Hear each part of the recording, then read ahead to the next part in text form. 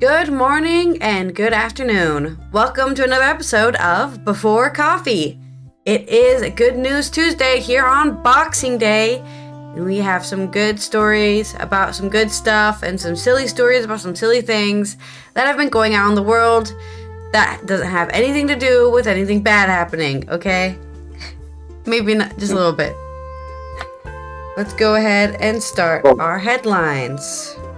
Today on Before Coffee, man has eaten a frozen mince pie made by his late mom every Christmas for the last 21 years. We list 66 things that went right in 2023. Operation Christmas Drop has delivered toys and supplies to remote islanders via parachute since 1952. And it's Boxing Day. What exactly is that? Defending Saltburn. Is the criticism of director Emerald Fennell sexist? And it's Mao Zedong's birthday. And it's National Winers Day. Coincidence? Probably. But we're going to cover all those news stories and a bunch of other crap today on December 26, 2023 on Before Coffee.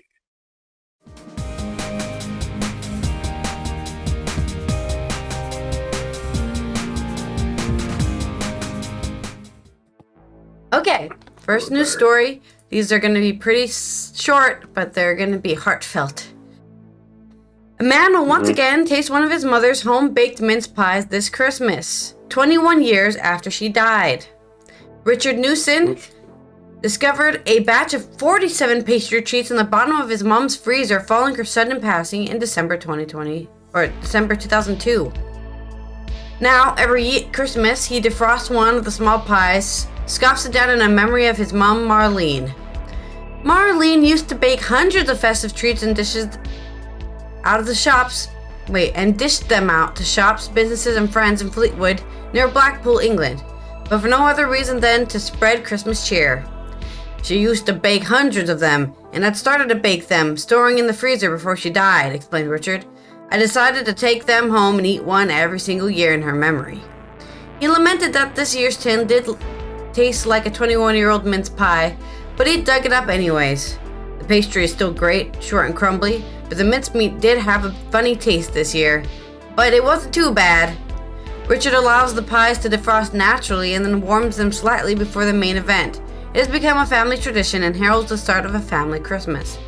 Mom absolutely loves Christmas, and so do we. She has passed on, but I think she would be telling me off for still eating them now. Back in 2002, there were 43 mince pies. In the early days, the family joined in, but now it's only Richard who dares to eat one. There are lots left, and he plans to keep up the family tradition until they are gone.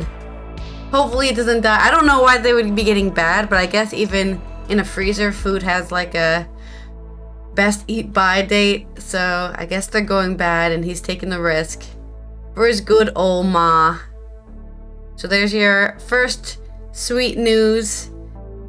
Make sure that if you're gonna die soon, bake all your goods and put them in the freezer so your son can eat them while you're dead, I guess. That's a sweet story.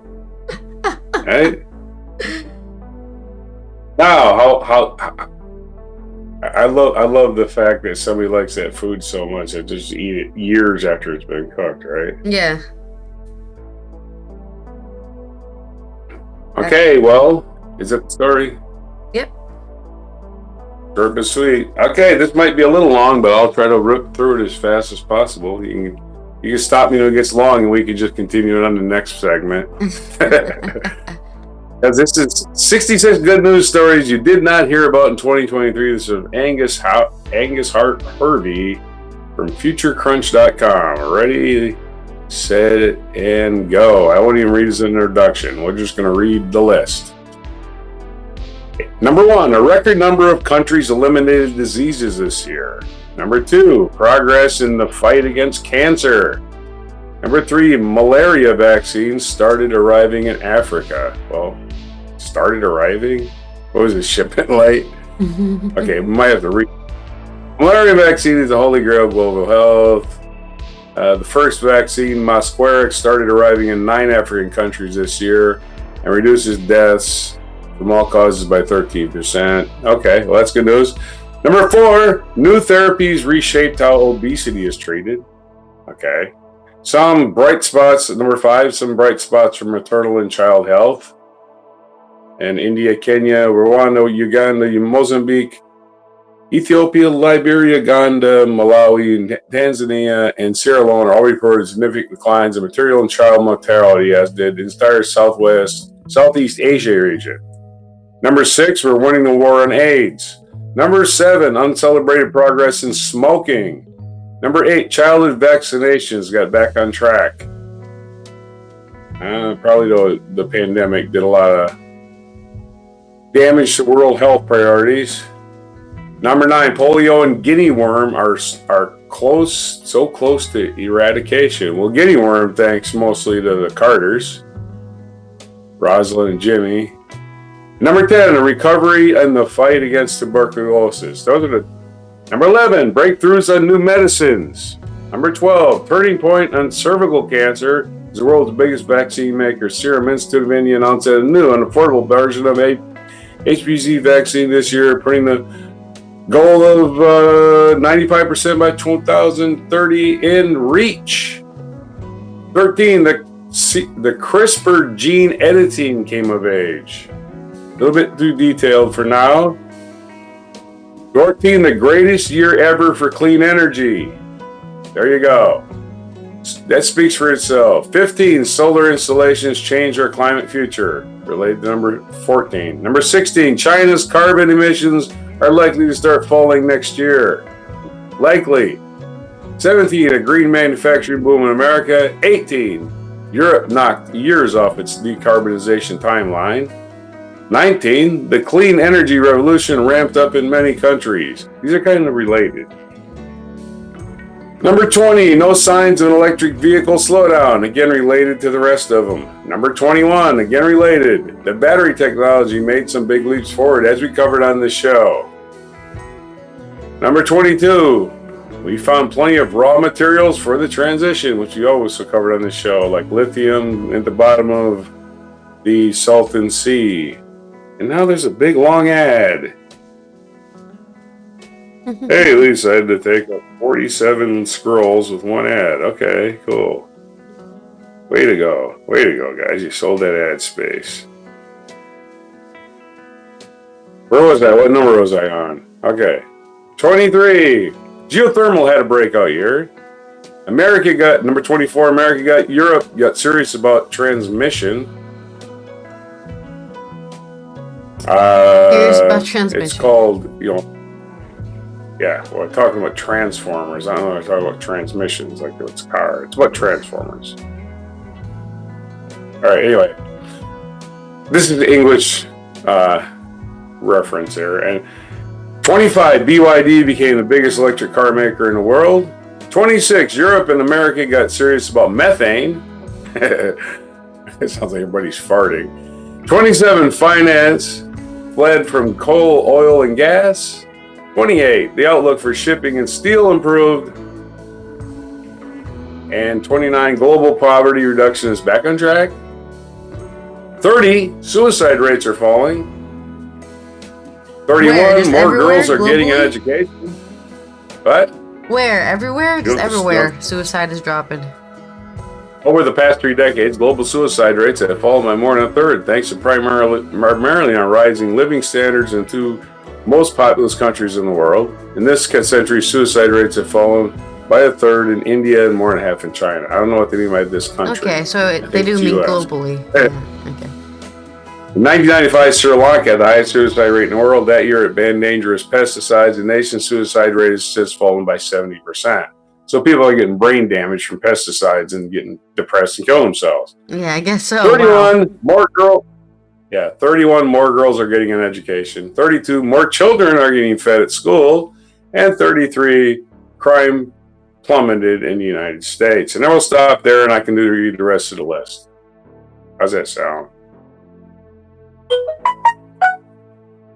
My phone makes a weird noise for everybody. There you go. Okay, the first 33, I'll get the rest later. Okay. In our next... I can tell that was going to take too long. In our next news story, we are going to talk about Operation Christmas Drop. This is from the Good News Network. The other one was also from the Good News Network. So that's where we get our good news from. You've heard about Christmas gifts coming down a chimney, but did you know they also float down from airplanes attached to parachutes? Since 1952, the U.S. Army has been dropping huge packages every year for holidays while flying over islands in the Pacific. The tradition of giving, called Operation Christmas Drop, has become the longest-running U.S. Department of Defense mission in full operation, bringing joy and supplies to Micronesia. It doubles as a training mission, teaching new troops how to deliver humanitarian supplies from cargo airplanes to be prepared in case of disaster. Each parachuted crate contains 400 pounds or 180 kilograms of toys, school supplies, and items such as clothing, shoes, powdered milk, canned goods, and fishing nets and gear. They arrive in the water just off the shallow beaches in order to avoid hitting the locals. Money is raised for the operation by sponsoring activities like golf tournaments and sponsored runs, and through donations from local businesses. Volunteers assemble boxes in Guam and at Andersen Air Force Base with a crew of aircraft also coming from the 36th Airlift Squadron in Yokota Air Base in Japan. So it's not just a U.S. thing, but also like they get some planes from the Airlift Squadron in Yokota as well. In 1951, the air crew of a WB-29 aircraft from Guam base was flying a mission over Micronesia atoll of Kapingamangi when they saw the islanders waving to them. The crew quickly gathered some items that had on the plane, placed them in a container with the parachute attached, and dropped the cargo off as they circled again. "We saw these things come out of the back of the airplane, and I was yelling, 'There are tourists coming down,'" said a witness to the first drop of the islands in Agrigan. At the time, the island had no electricity or running water, and the islands were periodically hit by typhoons. Some of the first containers failed to arrive where they intended, and islanders swam out to retrieve some, while others were discovered a month later some miles away. In 2006, 59 islands were recipients of 140 boxes using repurposed parachutes. The 2011 operation included dropping 25 boxes of IV fluids to Vice Island in order to combat a local outbreak of dengue fever. In 2015, the Japan Air Self-Defense Force and the Royal Australian Air Force participated in the operation for the first time. The two countries each provided one C-130 plane to join the three provided by the United States, and continued this participation in the future missions. This year, enduring 6 days in early December, the Royal Canadian Air Force supplied Secret Santas for the first time, working with the crews that included the Republic of Korea and the Philippines. They delivered 210 bundles of supplies inside crates decorated with holiday scenes to benefit more than 42,000 residents of 58 islands throughout Micronesia and Palau. The story of Operation Christmas Drop became a 2020 Netflix rom-com film too. Watch the video dropped. Well, you don't have to watch the video, but I guess look it up. Look up the video of the 2020 Netflix rom-com about Operation Christmas around the Air Force, Operation Christmas Drop 2023. I don't know why it's called. It doesn't look like a rom-com film. It looks like a documentary, but maybe it's like a weird combo. There you go.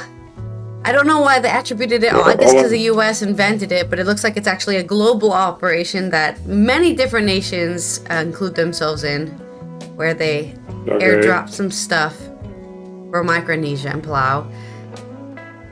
Isn't that just heartwarming? All other people get stuff too. They get it dropped through parachutes, and they have to swim to go get it. No, I'm sure they've fixed it now, so they actually drop it right off the coast, so you don't end up having to swim to go get your IV fluids, whatever the hell they drop out of the planes. I lost my story, so give me a minute here. Oh, okay. I can talk about this more. I've never actually seen a plane airdrop anything. I can't find it. I can't find it anymore. I'm even looking for the specific title, but I can't find it. Just go through your history on your phone. I'm doing that. I am doing that. Oh. It's not on there. It's my last 10 searches are on there. My last 10 searches were looking for that. Okay, that's great.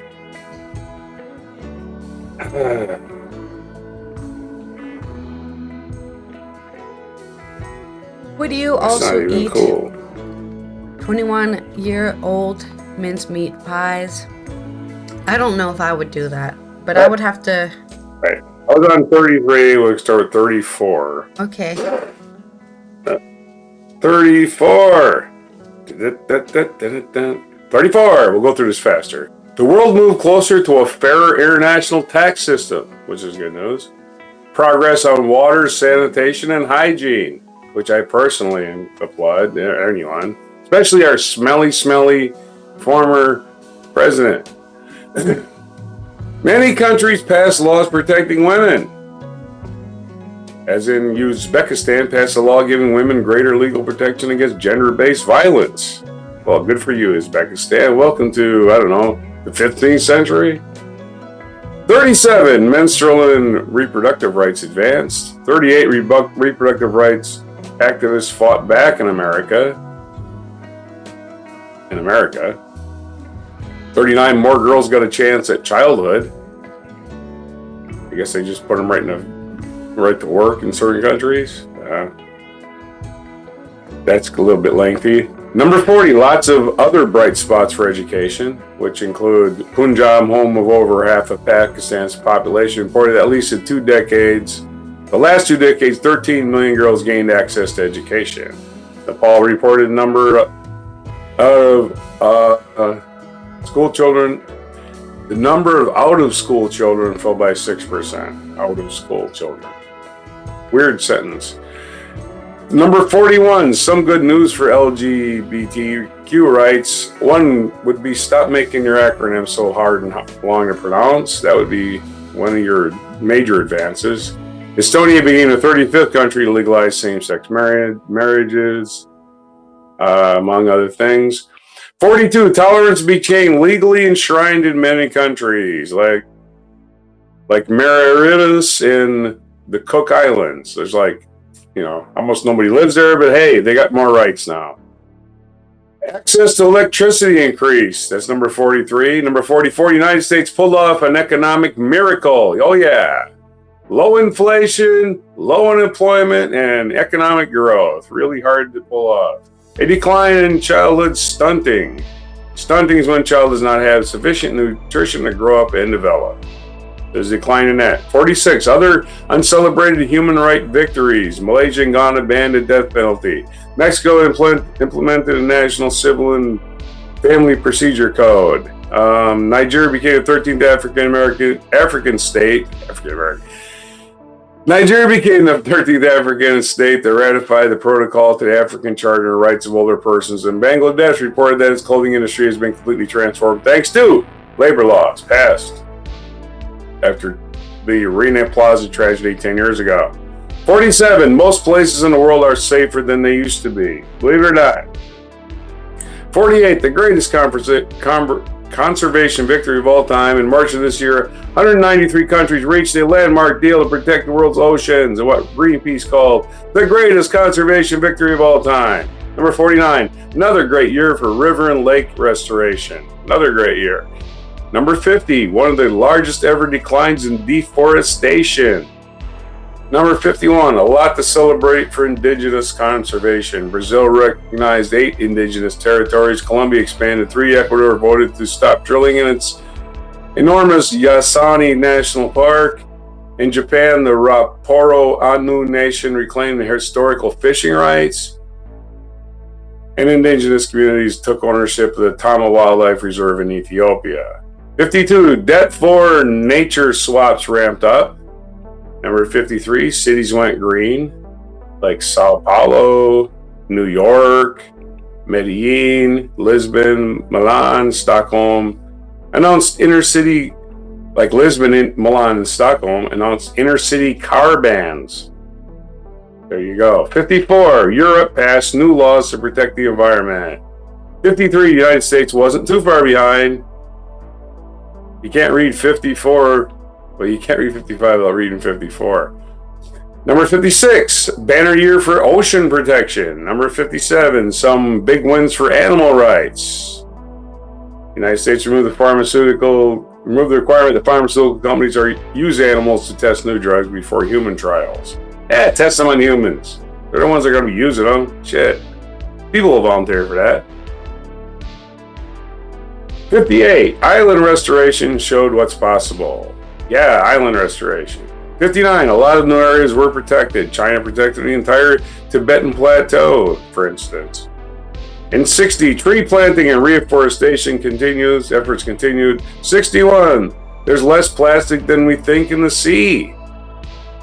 62. First Nations of North America notched up some big wins. In California, the Klamath Tribes officially kicked off the world's largest dam removal project, for instance.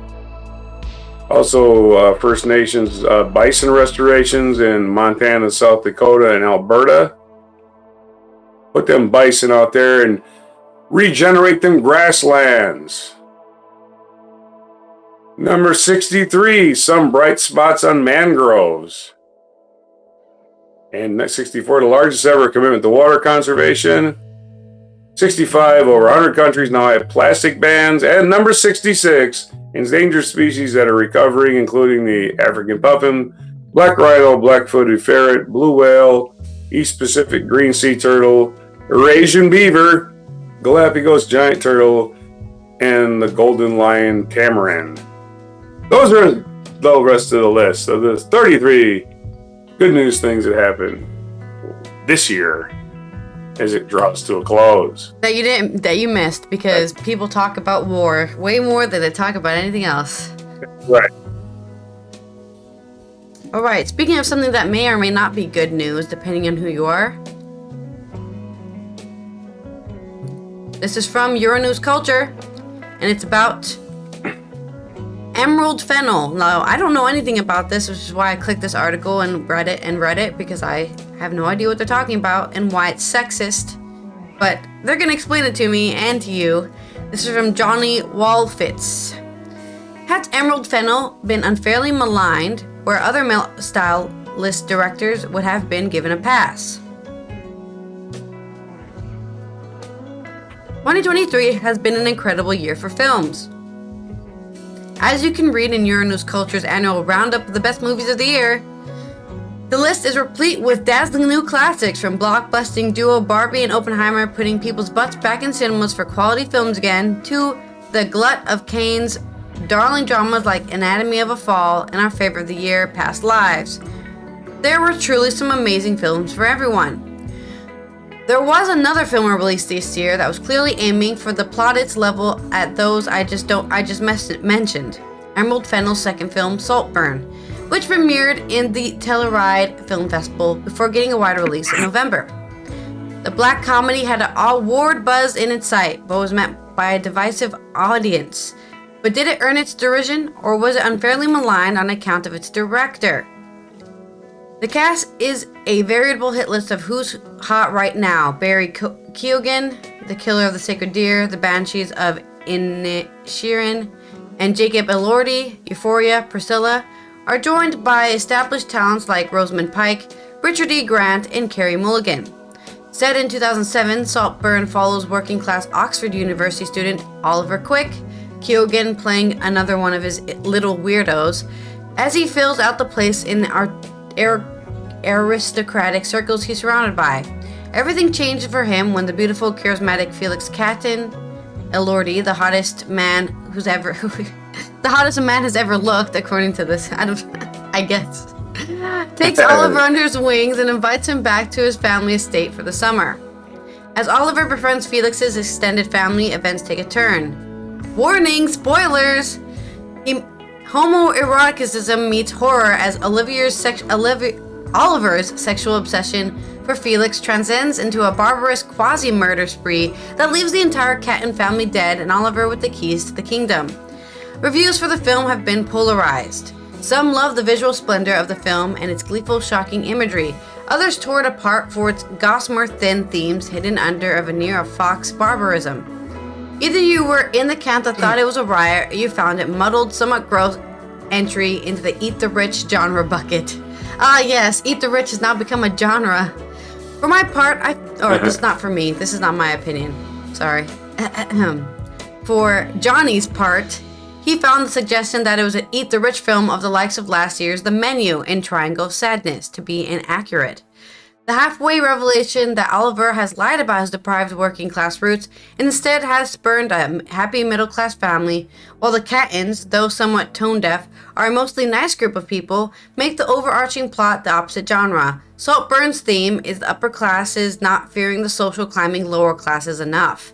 Oh no! You better watch out for those low class people, they're gonna kill you and take your property. I don't think that's a message we need to spread, to be fair. Whether Fennel meant the message to be unclear, the absurdly posh Fennel, whose 18th birthday was documented by Tatler, is obviously more besotted with those of her own class, hence her development of the Cattons and the utter void that surrounds Oliver. Even still, just because the film's politics are gross, which they are, that doesn't make the film bad, nor does it make it uninteresting. For the film to have truly worked, we would need to know more about Oliver and his motivations. As it stands, it's a perfume advert for wealthy family. Again, Elordi is so fit in this. Okay, we get it, Johnny. You want to fuck the guy. That turns cruel without having that much to say about cruelty. While critics that have pointed out the slight thinness of the plot are right to. I feel a large amount of the Johnny feels a large amount of the criticism leveled at the film was purely for its undoubtedly conservative undercut. Johnny won't disagree that it is an unpleasant theme to run through the film, but many commenters missed out on the sheer enjoyability of the film. It's not perfect by any lengths, but Saltburn is a fun, sexy, gross, and beautifully shot film. The dialogue zips, the setting is stunning, and the acting is brilliant. Much as it pains to defend Fennel, whose previous film, Promising Young Woman, was obscenely overrated. I don't know. Okay, I don't know if you've seen Promising Young Woman, but it's basically a movie about a woman who purposely puts herself in dangerous situation with men so that she can basically get them into a point where they think they're gonna sexually assault her, and then she calls them out and says, "You know I'm actually not drunk, right? And you're about to sexually assault me." And then they go, "Oh God," and then she, blackmails them or whatever. And then, spoiler, the film ends with her trying to get revenge on somebody who gang raped her, and she ends up getting killed by the guy and burned. Her body gets burned and buried in the ground, very unceremoniously. But don't worry, she got the last laugh because sorry, I have a bad cough. Because she got killed, her phone was set off to send a bunch of emails and being like, "If you got this message, I've been murdered by Tom," or whatever the hell. And then he gets caught in the end because even though she died, she got her revenge. And yeah, it's a bit of a gross, almost it's a very uncomfortable thing to watch and deal with because it's just this woman getting her revenge, I guess. And Saltburn is similar in that way. Much like other contemporary stylish directors like Quentin Tarantino and David Fincher and Christopher Nolan, Fennel puts the image above everything else. Yet while these three male directors are praised for their gorgeous cinematography despite depthless plots, Fennel has been punished. It reeks of a double standard. Tarantino is the filmmaker I think Fennel is most like. Her two films have tackled big topics, classism and sexual violence, much like Tarantino has tackled the Holocaust and slave trade. Both come up lacking in insight into these huge themes, but they create visually arresting films that fly by on entertaining dialogue and impressive set pieces. Obviously, Tarantino isn't without his detractors. Like me, I'm a detractor, particularly for his use of race and violence in film. Yet he's generally loved by the film community because his commitment to making enjoyable films supersedes a need for him to make a greater intellectual point. It's a generosity not afforded to Fennel. Similarly, I'm reminded of Fincher's 2023 film, The Killer. It features our top films of the year list, but Johnny is no fan. While it attempts to skewer the assassin genre film, it lacked enough personality to say anything that meaningful. However, it has been praised for Fincher's trademark visual flair and its light reversal on genre tropes. Compare The Killer to Lynn Ramsey's criminally underrated 2017 film, You Were Never Really Here. Ramsey's spin on the assassin genre is no less brutal in its violence than Fincher's, nor is it any less stylized. Yet her take is genuinely interested in the psychology behind the killer. Her assassin, Joaquin Phoenix, is miles more interesting as he grapples with the trauma that shaped him than Fincher's dead-eye killer, Michael Fassbender. In the situation, Ramsey made the film that was just as stylish and added substance, yet besides at Cannes, the film was comparatively ignored. In interviews, Fennell's poshness annoys me, just annoys Johnny because he's a Brit, and he's like, gross, a posh person. That the way her smooth ascent through the film industry, Richard E. Grant and the owner of the film imagines our family friends, is frustratingly ignored in press junkets. However, this isn't a good enough reason to trash on the film itself. And even though the director's rich and is well connected, their film isn't the work of a genius. It deserves to be treated with the same regard as other films from a similar style as male directors. So Johnny thinks that this is all sexism, that a woman, even if she's posh, should still be allowed to be compared to her contemporaries, even if she is some rich, well-connected director. I don't think that, but this is what Johnny thinks. Of course, I'm a Tarantino hater, so if somebody's going to compare anybody to Tarantino, I'm also going to be like, oh, gross. I don't want to watch any of their films. So, bless you. Bless you again. All right, sorry. There's your long article about Emerald Fennell and her film, Saltburn. I guess go watch it and decide for yourself if you think it's boring and confusing or just gross and uncomfortable, which I would expect that much. Your day in history. Okay, well, what day is it today? We're going to cover that. It is National Winers Day. So, I didn't get what I wanted for Christmas. I think that's what that is. National Thank You Note Day, which is probably, again, related to Christmas. And National Candy Day. Oh, sorry, Candy Cane Day. It's always National Candy Day. It's National Candy Cane Day is also related to Christmas. And it's also Boxing Day. So what's Boxing Day? Let's cover that. Boxing Day. Right, a story here. What is Boxing Day? I'm sure if you're in England, you know what it is. This is from, let's grab a random article, WION.com news. Worldwide celebrating Jesus Christ's birthday takes place with a great enthusiasm and splendor on December 25th.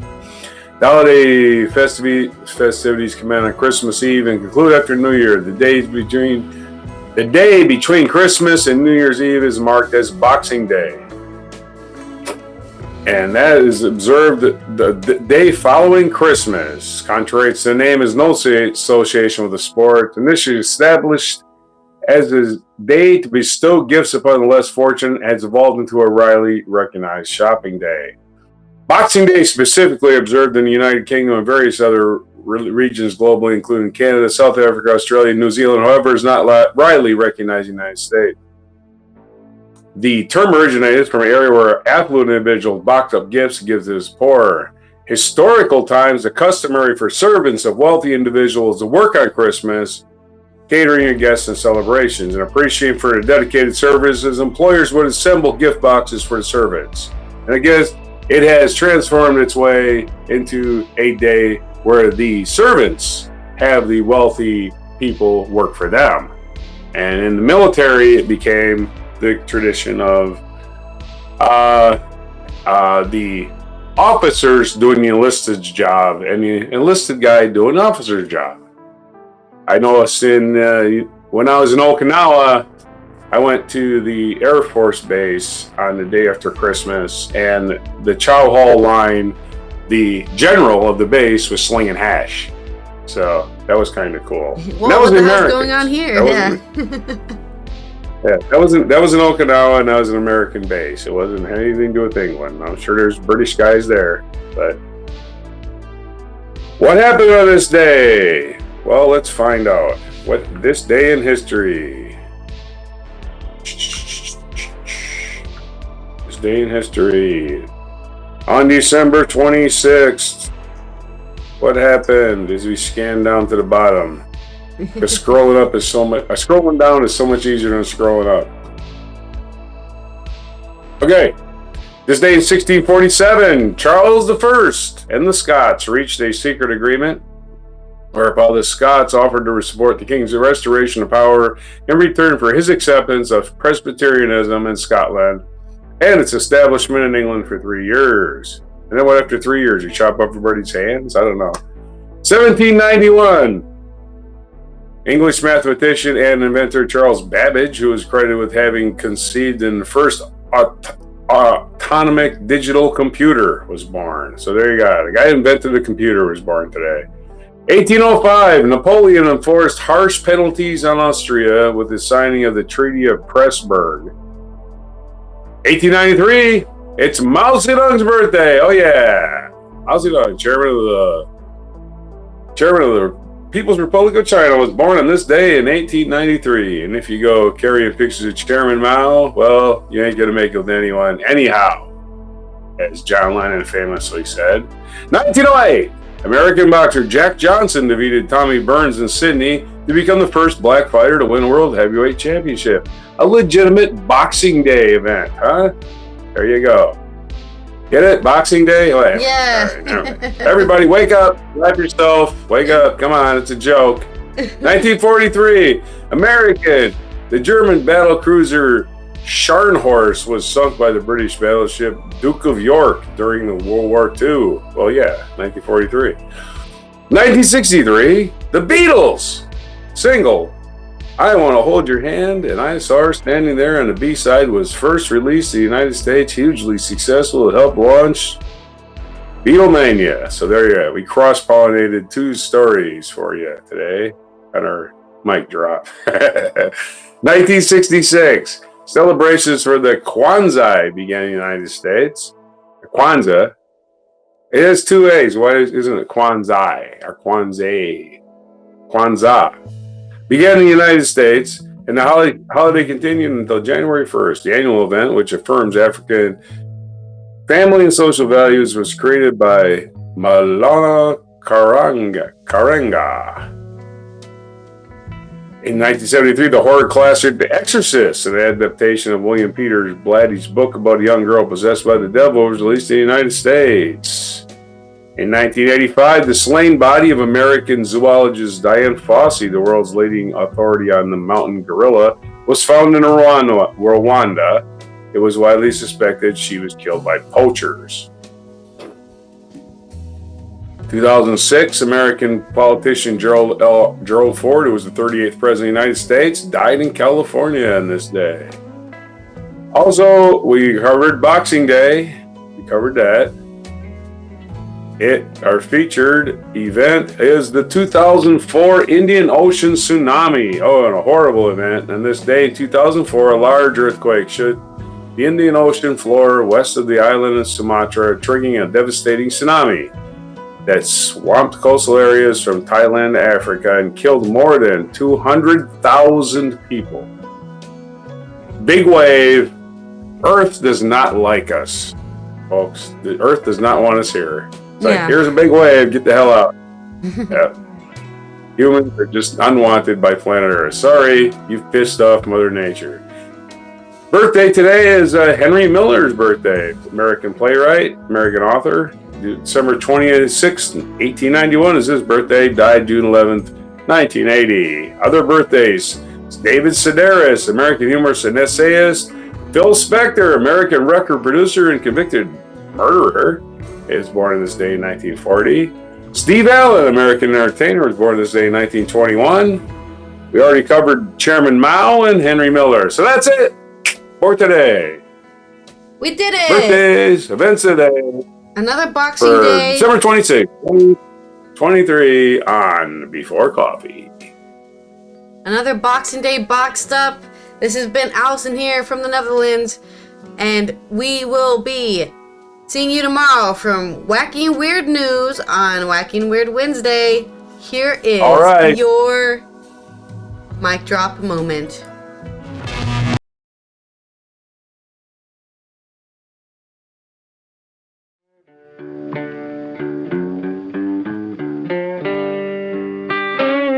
Be sure to hit the like, subscribe, and notify buttons, and follow our other channels, Toxic Alley, History of Gravy, and Scratchy Old Records.